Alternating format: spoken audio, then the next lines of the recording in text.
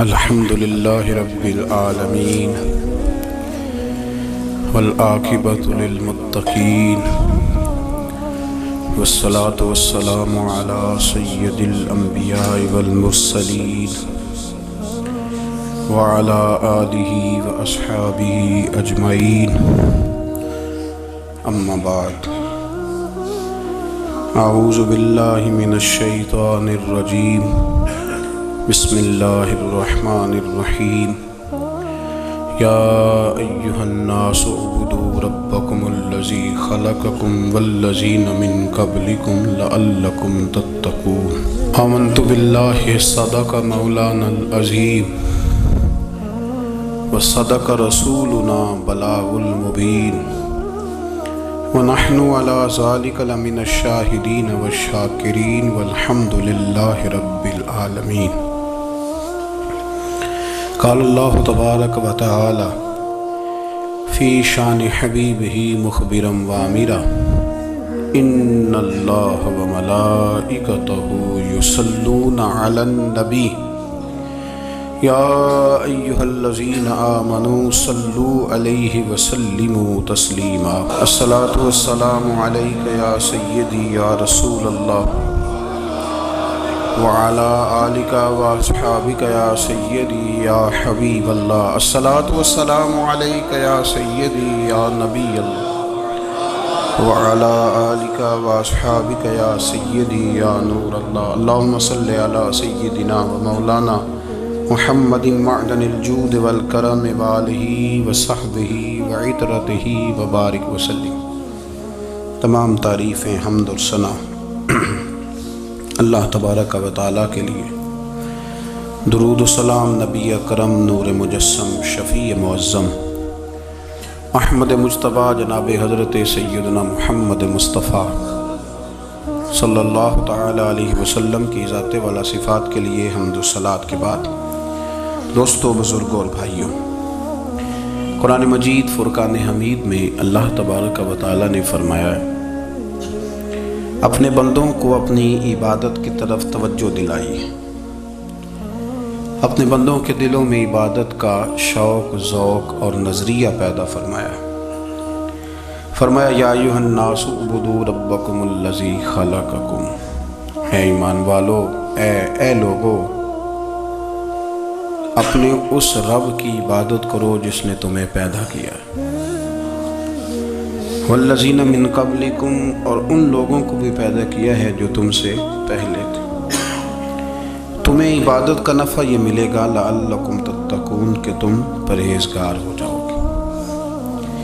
عبادت اس لیے کرو کہ اللہ نے تمہیں پیدا کیا ہے، اور اس لیے کہ تم سے پہلے لوگوں کو بھی اللہ نے پیدا کیا ہے. اور پھر ارشاد فرمایا کہ الذی جعل لکم الارض فراشا، وہی رب ہے جس نے تمہارے لیے زمین کو فرش بنایا، والسماء بناء، اور آسمان کو چھت بنایا، وانزل من السماء ماء فاخرج به من الثمرات رزقا لکم. زمین کو فرش بنایا، آسمان کو چھت بنایا، پھر آسمان سے پانی برسایا جس کے ذریعے پھل نکالے، اور وہ بھی کسی اور کے لیے نہیں، رزق لکم، تمہارے رزق کے لیے، وہ بھی تمہارے رزق کے لیے. یہ ساری نعمتیں تمہیں دی ہیں. اب فلا تجعلوا للہ اندادا، اب تم اللہ کے ساتھ کسی کو شریک نہ بناؤ. وانتم تعلمون، اور تم جانتے بھی ہو، تمہیں خبر بھی، تمہیں پتہ ہے کہ عبادت اللہ کی کرنی چاہیے، تمہیں پتہ ہے کہ نماز پڑھنی چاہیے، تم جانتے ہو کہ نوافل ادا کرنی چاہیے، تمہیں پتہ ہے کہ سجدے آنکھیں بند کر کے جھوٹ کی زندگی جی کے، اپنے ساتھ بددیانتی کر کے، دھوکہ دے کے، اپنے آپ کو دائیں بائیں، اپنے آپ کو کہیں مصروف رکھ کے کچھ وقت ضائع تو کر لیتے ہو، پر تمہیں پتہ تو ہے نا کہ عبادت اللہ کی کرنی، تمہیں اس کی خبر ہے. فرمایا اس رب کی. دیکھیں نا، انسان پر اگر کوئی شخص نیکی کر دیتا ہے، احسان کر دیتا ہے، تو انسان اس کے سامنے پھر گردن نہیں اٹھا سکتا. یار یہ میرے مشکل وقت کا دوست ہے، اس نے میرے ساتھ نیکی کی ہے. کبھی بھی گردن نہیں اٹھائے گا، جھکا کے رکھے گا۔ تو اگر عام کوئی نیکی کر دے تو اس کے سامنے انسان کبھی گردن نہیں اٹھاتا، تو جو رب ساری نعمتیں عطا فرمائے، جو کہے کہ تیری تخلیق میں نے کی، تجھ سے پہلوں کو بھی پیدا میں نے کیا، تیرے لیے زمین کا بچھونا بھی میں نے بچھایا، آسمان کی چھت بھی میں نے لگائی، تیرے لیے زمین سے ساری اناج کو، پھل کو، کھیتیوں کو نکالا بھی تیرے لیے، اب تو اس طرح کر کہ تو میری عبادت کر، تو میری بارگاہ میں جھک جا۔ بہت سارے نشے لوگوں کو لگے ہوئے ہوتے ہیں، ہر آدمی کوئی نہ کوئی نشہ کرتا ہے، کوئی دولت کا کرتا ہے، کوئی شہرت کا کرتا ہے، کوئی اپنی تعریف کا نشہ کرتا ہے، دو چار لوگوں سے تعریف سن کے مطمئن ہو جاتا ہے۔ ناراض تو نہیں ہو گیا اس جملے سے؟ آپ کرتے ہیں لوگ دولت کا نشہ بھی، یہ جب نقصان ہوتا ہے تو بندے بیمار نہیں ہو جاتے، پیسے ڈوب جاتے ہیں تو لوگ بیمار نہیں ہو جاتے، تو اس کا مطلب یہ ہوتا ہے کہ نشہ ٹوٹ گیا ہے۔ اب بہک ہوئے ہیں نا تھوڑے سے تو کانپتے ہیں، تڑپتے ہیں، پریشان۔ نشئی اسی طرح ہی کرتا ہے نا، نہیں ملتا تو پریشان ہوتا ہے۔ یہ سارے نشے ہیں، مختلف قسم کا نشہ۔ ہم مانتے نہیں اس بات کو، تسلیم نہیں کرتے، کیونکہ تسلیم کرنا بڑا مشکل کام ہے، اس کے لیے تو بڑی ساری چیزیں جو ہیں وہ دبوچ کے اور بڑی سارے رستے پھلانگ کے آنا پڑتا ہے، تو بڑا مشکل ہے ماننا، ورنہ کرتے ہیں ہم، ہمارا مزاج ہے۔ یہ گھومنے پھرنے کا، دنیا دیکھنے کا بھی ایک نشہ ہے، یہ بہت ساری باتیں کرنے کا بھی ایک نشہ ہے، گپ شپ کا بھی ایک نشہ ہے۔ دو چار لوگوں کی جب تک پگڑیاں نہ کھول لیں، بعض لوگوں کو نیند نہیں آتی، یہ غیبت کا، چغلی کا، بددیانتی کا، یہ بھی ایک نشہ ہے۔ اس پر ملا رومی رحمۃ اللہ نے بڑا کلام لکھا ہے، وہ کہتے ہیں مانگ کے کھانے کا بھی نشہ ہے،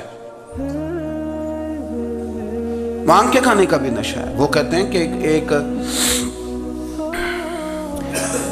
بھیک مانگنے والی خاتون تھی، تو بادشاہ کے پاس بھیک مانگنے آئی، تو بادشاہ کو پسند آ گئی، اس نے شادی کر لی۔ اب اس کو عادت تھی بھیک مانگ کے کھانے کی، تو وہ کنیزوں سے کہا کرتی تھی کہ فٹافٹ نہ روٹی لے کے آیا کرو، میں 2-3 دفعہ مانگوں تو پھر لایا کرو، کیونکہ ایک نشہ ہے نا، تو میں مانگوں 2-4 دفعہ تو پھر۔ تو انسان بہت سارے نشے کرتا ہے، یہ مانتا نہیں، یہ موبائل، یہ فیس بک، یہ سارے نشے ہی ہیں۔ اپنی فوٹو لگا لینا، سارا دن اسی کو دیکھتے رہنا، اور بڑے بڑے سیانے بندے جو وزادار ہیں، بڑے وزادار لوگ ہیں، لیکن وہ بھی سنجیدگی کے قائل نہیں، اس طرح کے نشوں کا شکار ہیں۔ یہ سارے نشے ہیں جو ہم نے پال لیے۔ ہمارے صوفیاء، ہمارے بزرگ فرماتے ہیں کہ تم اس طرح کرو، اگر سارے نشوں سے بچنا چاہتے ہو تو سجدے کا نشہ شروع کرو، سجدے کا نشہ شروع کرو۔ یہ نا اقبال کہتے ہیں، عطار ہو، رومی ہو، رازی، آپ بات کو سمجھیں، عطار ہو، رومی ہو، رازی ہو، غزالی ہو، کچھ ہاتھ نہیں آتا بے آہ سحر گاہی۔ کہتے ہیں بہت بڑا صوفی ہو جیسے فرید الدین عطار تھے، بہت بڑا تصوف کا امام ہو جیسے امام غزالی تھے، بہت بڑا تفسیر کا استاد ہو جیسے امام رازی ہو، عطار ہو، رومی ہو، رازی ہو، غزالی ہو، پر کچھ ہاتھ نہیں آتا بے آہ سحر گاہی۔ اگر سویرے اٹھ کے روتا نہیں نا اللہ کی بارگاہ میں، اگر تہجد نہیں نہ پڑھتا، تو کچھ ہاتھ نہیں آتا بے آہ سحر گاہی، پھر اس کو کوئی چیز نصیب۔ میری بات کی سمجھ آ رہی ہے آپ حضرات؟ جب تک آپ سویرے نہیں اٹھتے، آپ اللہ اللہ نہیں کرتے، آپ کو نوافل کا چسکا نہیں، عبادت کا مزہ نہیں، فرمایا میری عبادت کرو، یہ شوق پیدا کرو، میں نے تمہیں پیدا کیا ہے۔ ہم لوگوں کے نشے، مختلف نشے، بڑا عجیب رنگ ہے۔ محفل کی صدارت کرنے والے بڑے پیر صاحب، بڑے القابات، بیچ میں سے بندہ تلاش کرنے سے بھی نہیں مل رہا، اتنے بڑے لقب ہیں اس کے، لیکن وہ سج سنور کے 2.5 گھنٹے بیٹھا رہا محفل میں، اور نماز کا وقت آیا تو اس نے مختصر سی پڑھی، وہ نکل گیا، ہلکے سے سجدے کیے۔ اتنا بڑا عشق رسول، نعت کا، ہو کیا بات ہے، اور عشق رسول کا بہت بڑا پیغام اور بہت بڑا مبلغ، اور بیچارہ سمجھ ہی نہیں سکا کہ اللہ کے رسول نے فرمایا تو نماز پڑھ میری آنکھیں ٹھنڈی ہو جائیں گی۔ تو یہ نشے کے عادی تو ہیں پر حقیقت کے قائل نہیں ہیں۔ یہ بس ٹھیک ہے، خوابوں کی دنیا میں لوگ زندہ ہیں، پر جن کو یہ جو نشہ تھا نا عبادت کا، یہ میرے رسول پاک کی چاہت ہے، یہ میرے نبی کریم علیہ السلام کی، آپ دیکھیں نا حضور مہینوں مہینوں جا کے غار حرا میں بیٹھتے، کیا وہاں تبلیغ کرتے تھے؟ کوئی کتاب لکھتے تھے؟ رسول کریم علیہ السلام مہینہ مہینہ رہتے غار حرا میں، کوئی نہ مجھے دیکھے، کوئی نہ مجھے ملے، حضور یہاں کیا ہے؟ فرمایا میں اپنے رب کی عبادت کروں گا۔ نبی کریم علیہ السلام نے سجدوں کے ساتھ پتھروں اور پہاڑوں کو آباد کر دیا، سجدوں کے ساتھ۔ آپ کا سجدہ آپ کو بہت ساری چیزوں سے چھڑا لیتا ہے، یہ بہت ساری جگہوں سے جھکنے سے بچا لیتا ہے۔ صوفیاء اولیاء یہ کیا کرتے تھے؟ یہ سجدے کا ذوق ہی تو پیدا کرتے تھے، سجدے کا ذوق۔ شاہ عبدالعزیز دباغ رحمۃ اللہ تعالی علیہ اپنے مریدوں سے فرمایا کرتے تھے کہ اگر تم پکے نمازی بن جاؤ نا، تہجد گزار ہو جاؤ، تو میرے پاس آنا جانا چھوڑ دینا۔ عرض کی حضور کیوں؟ فرمایا میں تمہارے اور رب رسول کے راستے میں رکاوٹ نہیں بننا چاہتا، اور میرا مقصود ہے تمہیں وہاں تک پہنچانا۔ جب پہنچ گئے تو پھر میری ضرورت ختم ہو گئی۔ ہاں کبھی وسوس آئے، شک پیدا ہو، تکلیف ہو تو آنا، ورنہ میں نہیں چاہتا کہ میں رکاوٹ بنا رہوں۔ تم اللہ اللہ کرو، اس مالک کو راضی کرو۔ میرے رسول پاک علیہ وسلم نے فرمایا بندہ اللہ کے سب سے قریب اس وقت ہوتا ہے جب وہ سجدے کی حالت میں ہوتا ہے۔ کس کے قریب ہوتا ہے؟ اللہ کے سب سے قریب ہوتا ہے۔ وہ بڑا نیڑے ہے رب کے، بڑا قریب ہے، اس لیے کہ وہ حالت سجدہ میں۔ وہ جب سجدے کرتا ہے نا، اس کی بارگاہ میں جب جھک جاتا ہے، آپ ذرا سجدے کی کیفیت دیکھیں نا، زبان بھی یہاں ہے، آنکھ بھی یہاں ہے، کان بھی، عقل بھی ساری، اس نے سارا کچھ رکھ دیا سجدے میں۔ آپ وہ کبھی پیچھے جائیں تو دیہاتوں میں کہا جاتا تھا ناک سے نکیریں نکالو، بہت بڑی سزا ہوتی تھی نا، ناک سے نکیریں نکالو، بڑی سزا ہوتی تھی۔ تو اس نے کہا مالک مجھے کسی نے کہا نہیں، پر دیکھنا میں نے رکھ دی ساری عقل سجدے میں، اور رکھ کے کہا کیا؟ سبحان ربی یا اللہ، اللہ میں پست ہوں تو اعلیٰ ہے، اللہ تو میرا رب ہے اور تو سب سے اعلیٰ۔ اتنا، اور فرمایا جب یہ اس کیفیت میں ہوتا ہے تو پھر یہ اپنے رب کے قریب ہوتا ہے۔ کثرت عبادت، نوافل۔ ہمارے ہاں عمرے کی قراندازی محفلوں پہ ہونے لگ گئی ہے، حالانکہ حدیث سے ثابت نہیں۔ میں دوستوں سے کہتا ہوں جائز ہے، کرنی چاہیے، عمرے کی قراندازی جائز ہے، پر کسی حدیث میں نہیں آئی کہ قراندازی کرو عمرہ کرو۔ حدیث میں قراندازی یہ آئی ہے کہ نبی پاک علیہ السلام نے فرمایا تمہیں پتہ چل جائے نا پہلی صف کا ثواب کتنا ہے، تم قراندازی کرو۔ عمرے کی قراندازی کا تو پوسٹر چھپتا ہے، تو یہ والی قراندازی کب ہونی ہے؟ ہونی چاہیے کہ نہیں؟ حضور نے فرمایا تمہیں پتہ چلے کہ اس کا ثواب کتنا، تو تم قراندازی کرو، تم قرآن ڈالو۔ جب آپ نماز پڑھ رہے ہوتے ہیں، جب آپ کا مصلی آباد ہوتا ہے، صلاح الدین ایوبی ایک بزرگ سے ملاقات ہو گئی، بیت المقدس پر قبضہ تھا عیسائیوں کا، تو صلاح الدین بڑے پریشان تھے۔ بابا جی کہنے لگے پتر کیا ہوا؟ کہنے لگے حضور پتہ چلا ہے دشمن کے 2 بحری بیڑے اسلحہ لے کے آ رہے ہیں، مسلمان پہلے ہی کمزور ہیں، اور اب اگر 2 بحری بیڑے اور آ گئے تو حضور مسئلہ بن جائے گا۔ تو میں پریشان ہوں کہ کس طرح یہ کم مسئلے والی ہماری فوج ہے کیسے مقابلہ کرے گی۔ تو بابا جی کہنے لگے پتر اس طرح کرنا، آج رات تو بھی دعا کرنا اور میں بھی کروں گا، تو بھی دعا کرنا، آپ ناراض نہ ہونا، ہم تو پیروں والے ہیں، ہم تو پیروں کے نوکر غلام ہیں، ہمارا تو گزارا ہی نہیں، ہمیں تو ملتا ہے سارا کچھ وہاں سے۔ پر میرا سوال یہ ہے کہ تعویذ لینے جاتے ہو نفل کیوں نہیں پڑھتے؟ رات اللہ اللہ کیوں نہیں کرتے؟ یہ بھی تو ہمارے بزرگوں کا ہی طریقہ ہے، انہوں نے تو ہمیں سکھایا ہے۔ صلاح الدین ایوبی سے بزرگوں نے کہا کہ رات آج نا اللہ اللہ کرنا، تو میں تیرے لیے دعا کروں گا، تو بھی دعا کرنا۔ تو بندہ جب دکھی ہوتا ہے تو سجدہ کرتا ہے، تو پھر ہی تو مصلی بھیگ جاتا ہے، پھر ہی تو مزہ آتا ہے۔ سکھی بندہ تو کعبے جا کے نہیں روتا، دکھی تھے، تکلیف تھی، تو سر رکھا سجدے میں تو تڑپ گئے۔ اور وہ بابا جی کہتے ہیں میں مسجد آیا تو صلاح الدین چیخے مار کے رو رہا تھا اور کہہ رہا تھا مالک میں کوئی اپنی شان کے لیے تو نہیں نہ لڑ رہا، اللہ کو میں کوئی قبضوں کے لیے تو نہیں لڑ رہا، مالک تیرے لیے لڑ رہا ہوں، مجھے بے آبرو نہ کرنا، میری مدد فرمانا۔ کہتے ہیں میں آیا تھا کہ مسجد میں دعا کروں گا، پر صلاح الدین ایوبی کو روتے دیکھا تو میں لوٹ گیا۔ تو سویرے صلاح الدین ملے تو بڑے خوش تھے۔ میں نے کہا پتر کیا ہوا؟ کہنے لگے حضور وہ بحری بیڑے دو آ رہے تھے نا اسلحہ لے کے، دونوں ڈوب گئے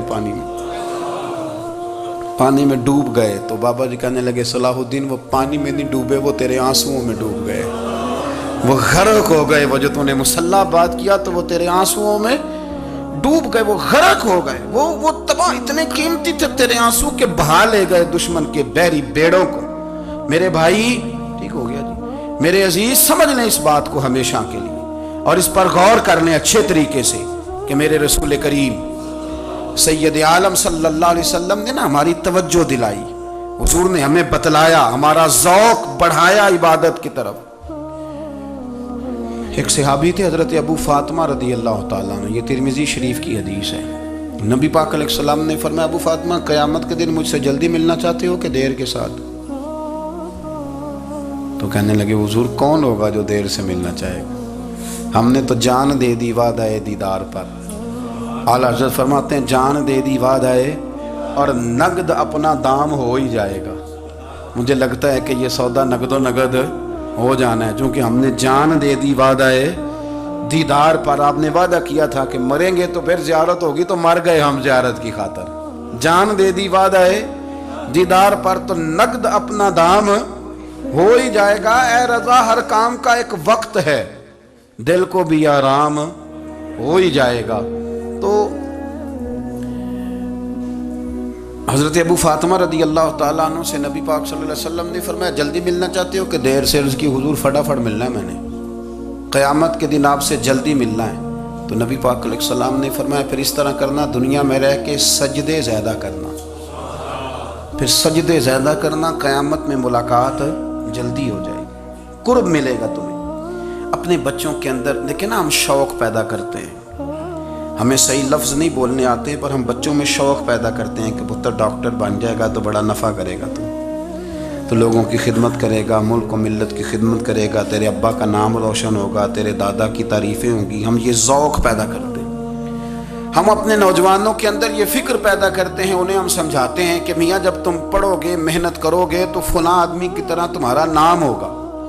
یہ جتنا ذوق ہم بچوں کے اندر ان چیزوں کا پیدا کرتے، ہمیں حکم ہے کسی طرح ہم ذوق پیدا کریں کہ پتر نماز پڑھے گا تو اللہ راضی ہو جائے گا، تو سجدہ کرے گا۔ دیکھیں نا میرے رسول کریم علیہ السلام نے فرمایا 7 سال کے بچے کو مسجد لے کے جاؤ، یعنی اسے شوق دلاؤ، اس کے اندر یہ خاصیت پیدا کرو کہ اس کا دل کرے مسجد میں جانے کو، اس کے اندر یہ خصوصیات لاؤ کہ وہ ہمارے ہاں نا ہر چیز کو پروموٹ کیا جا رہا ہے، ہر چیز کو، یعنی سر سنگیت سکھانے کے لیے اکیڈمیاں بن گئی ہیں، ہر شے پروموٹ ہو رہی ہے، عبادت کا جذبہ کم ہوتا جا رہا ہے، اللہ کا ذوق ہمارے اندر نہیں رہا۔ اور اتنا مشکل ہم نے اپنے لیے بنا لیا ہے کہ وہ بندہ جو بڑی زبردست مذہبی گفتگو کر رہا تھا اور تگڑی بات کر رہا تھا، کیا بات ہے، لیکن نماز کے بارے میں کمزوری دکھا جاتا ہے، نوافل کے بارے میں وہ چپکے سے نکل جاتا ہے۔ امام احمد بن حنبل رحمۃ اللہ تعالی علیہ، مسند امام احمد بن حنبل 14 جلدوں میں ہے مارکیٹ میں، اور مجھے تو خیر پسند ہی بڑی ہے، میں نے تو کئی دفعہ پڑھی ہے۔ اور کیا بات ہے امام احمد بن حنبل کی، کیسے تگڑے قسم کے محدث تھے، اور اللہ نے کتنا انہیں اعزاز عطا فرمایا ہوا تھا۔ یہ کوڑے بھی کھاتے تھے دین کی خاطر، سارا کرتا لہو سے بھر بھی جایا کرتا تھا، بڑا اعزاز والا شخص تھے، بڑے اعزاز والے، حدیثیں جمع کرنا، حدیثیں لکھنا، حدیث پڑھانا، سارا دن رہتے تھے۔ کہہ سکتے تھے کہ میں کر تو رہا ہوں کام، اور حدیث بھی موجود ہے کہ عالم عابد سے افضل ہوتا ہے، پر اس کے باوجود امام احمد بن حنبل رحمۃ اللہ علیہ 300 نفل فرض نمازوں کے علاوہ پڑھا کرتے تھے، 300 نوافل روز پڑھا کرتے تھے۔ ان کے بیٹے نے کہا ابا جی مکان خریدنا ہے تو وہ جگہ کہاں کر کے لوں، بہت ساری آبادیاں، تو فرمایا پتر وہاں لینا جہاں مسجد قریب ہو۔ میرے رسول کریم سید عالم صلی اللہ علیہ وسلم اتنا پسند کرتے مسجد کو، اتنا پسند کرتے نماز کو، کہ رسول کریم صلی اللہ علیہ وسلم تہجد کی نماز بھی پڑھتے، پھر حضور فجر کی نماز بھی پڑھتے، نبی پاک وتر کو الگ کر کے پڑھتے، عشاء کے ساتھ نہیں پڑھتے۔ یہ تو ہم اس لیے اجازت دی ہمارے بزرگوں نے کہ بعد میں اٹھے گا کون علیحدہ وطر پڑھنے کے لیے، عشاء کے ساتھ پڑھ لیں، وطر پڑھتے، تہجد پڑھتے، فجر پڑھتے، اشراق پڑھتے، چاشت پڑھتے، پھر مغرب کی نماز کے بعد 6 رکعت اوابین پڑھتے، پھر رات کو صلاۃ اللیل پڑھتے۔ سیدہ عائشہ صدیقہ کہتی ہیں زمانہ سو جاتا اور میرے رسول مصلی بچھا کے کھڑے ہو جاتے، او یار کھیتی باڑی کر کے نہیں، محنت مزدوری کر کے نہیں۔ جناب عائشہ کہتی ہیں میں یہ بھی دیکھتی کہ حضور ایک آیت شروع کرتے تو ساری رات اسی کو پڑھتے، اور میری نظر جاتی تو قدم مبارک پہ ورم آ جاتا۔ یار نماز پڑھ کے اتنی مشقت کر کے، اتنی جد و جہد کر کے ورم آ گیا، یا رسول اللہ اتنی محنت کیوں کرتے ہو؟ فرمایا افلا اکون عبدا شکورا، کیا میں اپنے رب کا شکر گزار بندہ نہ بنوں؟ صحابہ کا ذوق عبادتوں کا، ریاضتوں کا، تلاوتوں کا، طبیعت ہے ان کی، وہ ایک دوسرے کو، حضرت مولا علی شیر خدا کرم اللہ تعالی وجہہ الکریم کے زمانے میں روم کے بادشاہ نے کہا یار یہ مسلمانوں کا پتہ تو کرو، یہ آخر کیوں اتنے زیادہ مجاہد ہیں؟ اس زمانے میں جاسوس بھیجنے کا مزاج تھا، اب تو جاسوس پکڑا جاتا ہے، اب تو جاسوس اور جاسوسی کا شوق ویسے آج بھی ہے۔ عرض کروں تھوڑی سی بات اس عنوان سے، پتہ کیا ہمارا مسئلہ ہے؟ ہم جہاں جاتے ہیں نا وہاں تھوڑی خوشبو سونگنے کی کوشش کرتے ہیں، وہ کیا ہے تو یہ کیا ہے تو ادھر کیا ہے تو تھوڑا سا ادھر کیا ہے۔ میرے رسول پاک پڑھیے درود شریف، سارے پڑھیے ذرا زور سے، صلی اللہ تعالی۔ نبی پاک علیہ السلام نے فرمایا جاسوسی نہ کرنا ورنہ تم بندوں کو خراب کر دو، اور فرمایا اس طرح نہ ہو کہ تم کسی کے آپ کھول نہ نکلو تو تمہارے پہلے کھول جائیں۔ یہ جو ذوق ہے نا یہ ختم کریں، چھوڑیں، مطلب آپ کس چکر میں پڑے ہوئے ہیں؟ اتنی زیادہ توجہ کرنے کی کیا ضرورت ہے؟ کام سے کام رکھیں، اس میں بندہ تھوڑا سا نا آسان رہتا ہے۔ یہ جو بہت زیادہ ٹٹولنے والے لوگ ہوتے ہیں نا وہ بیچارے پھر عمر ٹٹولتے ہی گزار دیتے ہیں، اس لیے کہ مزاج ہی بہت پکا ہے، بوری کا منہ کھول کے اندر تک ہاتھ ڈالنا، تو پھر کئی دفعہ سامنے سے بچھو بھی لڑ جاتا ہے، خرابی ہوتی ہے۔ تو جاسوسی کی جاتی تھی، اس نے بھی جاسوس بھیجے، کیونکہ قبیلوں کے لوگ تھے، کچھ مسلم کچھ کافر، پہچانے نہیں جاتے تھے لوگ، تو کچھ لوگ اس نے بھیجے، انہوں نے آ کے نا تحقیق کی، ریسرچ کری کہ آخر ماجرا کیا ہے، تو واپس جا کے انہوں نے رپورٹ دی نا روم کے بادشاہ کو۔ اس رپورٹ کا ایک جملہ بڑا شاندار ہے، وہ کہنے لگا بادشاہ ہمیں مسلمانوں کی کوئی سمجھ نہیں آئی، ہمیں کوئی سمجھ نہیں آئی۔ انہوں نے کہا بھی کیوں نہیں سمجھ آئی؟ کہنے لگے یار عجیب بندے ہیں، جب رات مصلی پہ بیٹھتے ہیں تو یوں لگتا ہے ان کا دنیا سے رشتہ ہی کوئی نہیں، کوئی کسی کو نہیں جانتا، کوئی اپنے دکھ سنا کے رو رہا ہے، کوئی اپنی بات کر کے رو رہا ہے، لگتا ہے کہ ان کا کوئی رشتہ ہے ہی نہیں جب مصلی پہ بیٹھتے ہیں۔ اور فرمایا جب سویرے یہ جہاد کرنے نکلتے ہیں تو لگتا ہے ان سے زیادہ دلیر ہی کوئی نہیں، حالانکہ جو مصلوں پہ رونے دھونے کے لوگ ہوتے ہیں وہ کئی دفعہ جہاد میں کام نہیں کرتے، لیکن عجیب لوگ ہیں کہ رات کے راہب ہیں، دن کے مجاہد ہیں، کوئی سمجھ نہیں آتی۔ میرے عزیز ان لوگوں نے مصلی آباد کر کے رکھا، تلاوتیں ان کا ذوق رہی، منظر روز پڑھنا، اسباق پڑھنا، وظائف پڑھنا، یہ ان کا ذوق رہا۔ اعلیٰ حضرت بریلوی رحمت اللہ نے 1000 کتاب لکھی ہے، لیکن الوظیفۃ الکریمہ کے نام سے جو وہ صبح و شام وظائف پڑھتے تھے وہ الگ انہوں نے ان کو بیان کیا، پابندی کے ساتھ اپنی اللہ اللہ کرتے تھے۔ شیخ شہاب الدین سہروردی رحمت اللہ علیہ اس پر ایک بندے نے اعتراض کیا، اس نے کہا جی آپ کس قسم کے صوفی ہیں، مرید بیٹھے ہیں اور آپ وہاں نفل پڑھ رہے ہیں؟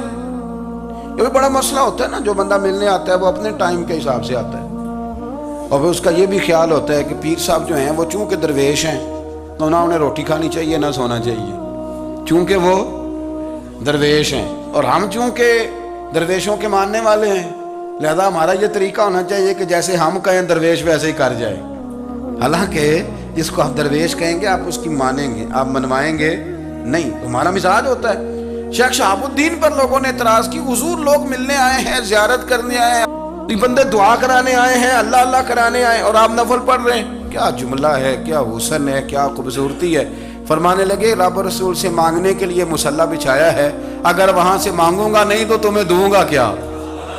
پہلے مجھے کچھ لے تو لینے دو، اگر میرے پلے کچھ شے ہوگی تو آگے دوں گا نا، تو میں مانگنے گیا تھا کہ یا اللہ دے تیرے بندے لینے آئے، دے تو میں کچھ لوں گا تو آگے دوں گا نا، لیکن ہمارا یہ سٹیٹس، یہ مزاج، یہ شعور نہیں ہے۔ گپیں، کہانیاں، داستانیں، گفتگو، خطابت، واز، کیا بات، لیکن اگر کچھ کرنے کا کام ہو تو وہ نہیں ہم سے ہوتا۔ میرے نبی کریم علیہ الصلوۃ والسلام نے مصلی سے دل لگانے کا درس دیا، حضور نے توجہ دلائی، صحابہ اس ذوق کے حامل لوگ تھے، وہ کوشش کرتے تھے۔ جناب صدیق اکبر رضی اللہ تعالیٰ عنہ کا عبادت کا مزاج ہمیشہ قائم رہا۔ حضرت عمر فاروق ساری رات اللہ کے حضور کھڑے رہے۔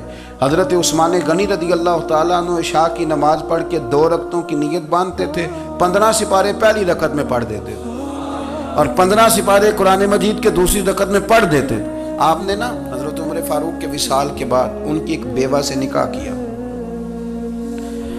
حضرت عثمان غنی نے نکاح کیا۔ وہ خاتون آپ کے نکاح میں آئیں تو عرض کرنے لگی، امیر المومنین میرے لیے اعزاز تو بہت ہے کہ میں امیر المومنین کی بیوہ تھی تو امیر المومنین کی منکوحہ ہو گئی ہوں، لیکن حضور نہ تو میں جوان ہوں کہ میرے اندر رغبت ہوتی اور نہ میں اب اس قابل ہوں کہ کوئی خدمت کر سکوں، میرے ساتھ نکاح کی وجہ کیا بنی؟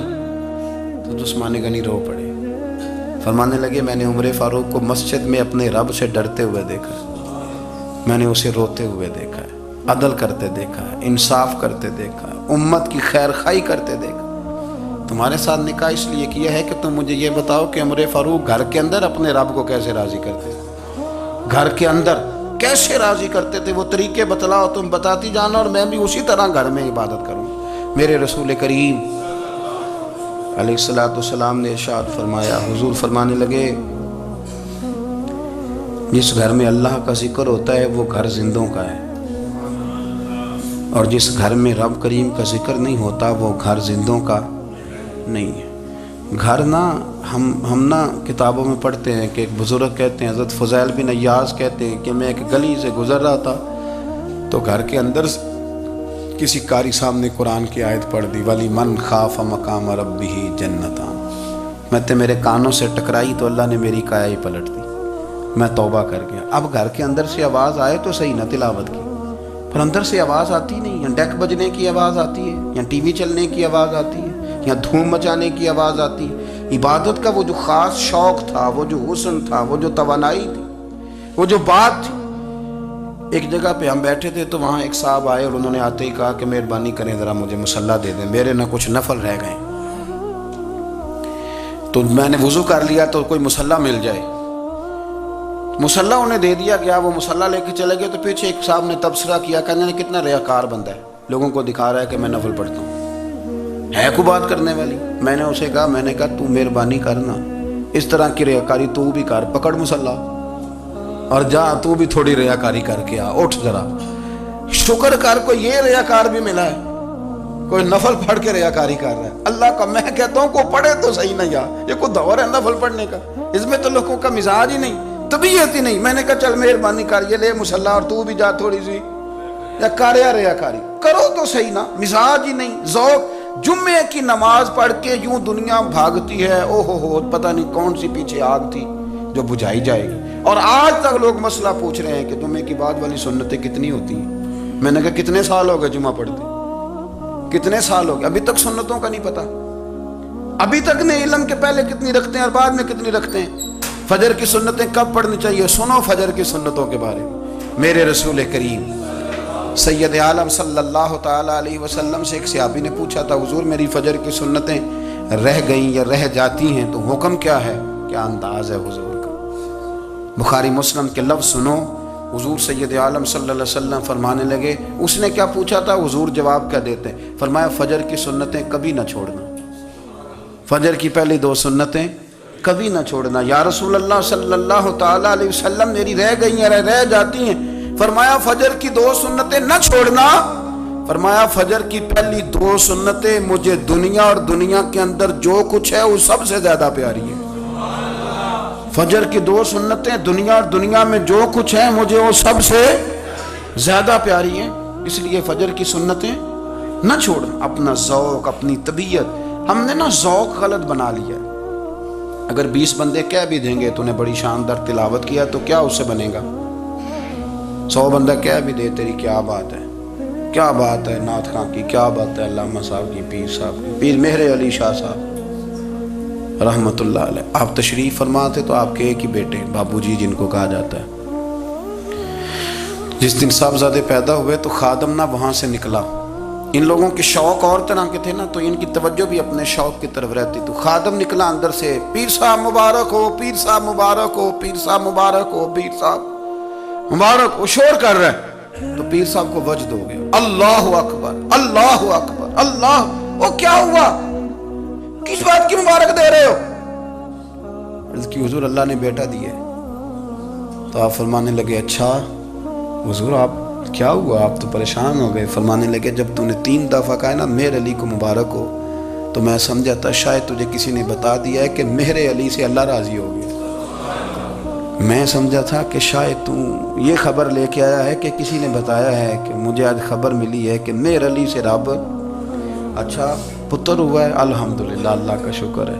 پر میرے لیے مبارک کا دن وہ ہوگا جب میرا رب کہے گا کہ میں مہر علی سے راضی ہوں. میرے محبوب کہیں گے کہ میں مہر علی سے. آپ بات کو سمجھیں. شوق ہی کسی اور طرف تھا، دل ہی کہیں اور لگا ہوا تھا، طبیعت ہی کہیں اور مائل تھی. کوئی وظیفہ پوچھتے تھے تو پڑھتے تھے وہ لوگ، کچھ اللہ اللہ انہیں بتائی جاتی تھی تو کرنے کا ذوق رکھتے تھے، طبیعت تھی، قائل تھے. حضرت ربیع کہتے ہیں میں بڑی دور سے سفر کر کے گیا حضرت اویس کرنی سے ملنے، بڑی دور سے.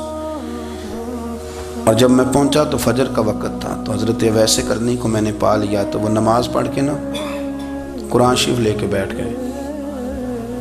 فرماتے ہیں اشراق چاشت کا وقت ہوا تو نفلوں کی نیت باندھ لی. محدث ابن الجوزی نے لکھا ہے، فرماتے ہیں پھر جب زوال کا وقت ہوا تو مسجد میں جھاڑو دینے لگ گئے. ظہر کی نماز پڑھ کے تو عصر کی تیاری تک وہ مسجد میں بیٹھے رہے. اور میرے نبی پاک علیہ السلام نے فرمایا جو نماز کے انتظار میں بیٹھا ہو وہ نماز ہی میں ہے، وہ نماز ہی میں ہے. فرمایا میری دنیا میری امت کی جو رہبانیت ہے نا وہ اتنی ہے کہ نماز کا انتظار کرے. اذان کے بعد نماز کا یہ راہب ہے، یہ اس وقت چھوڑ کے بیٹھے ہیں سارا کچھ. فرماتے ہیں عصر تک انہوں نے اللہ اللہ کی، پھر مغرب تک کی، عشاء کی نماز ہوئی تو نماز پڑھی تو وہ تھک گئے. اب مجھے وہ فارغ ہوں مصلی چھوڑے تو میں ملاقات کروں نا. یہ آپ حیران نہ ہو کہ اتنی دیر بندہ کیسے اللہ اللہ کر. ہم نے کی نہیں نا اس لیے ہم پریشان ہیں. جو عادی ہوتے ہیں وہ کر بھی لیتے ہیں. وہ یہ کام میری بات کی سمجھ آ رہی ہے؟ جب جاتے ہو کسی دفتر میں تو 8 گھنٹے کھڑے رہ لیتے ہو نا، مجبوری ہوتی ہے تو کھڑے رہا جا سکتا ہے. پاسپورٹ کے دفتر بولیے، امیگریشن کی لائنوں میں، اور میں نے تو ایمبیسیوں میں بندے 12 گھنٹے پہلے جا کے کھڑے دیکھے، رہ لیتے ہیں کھڑے.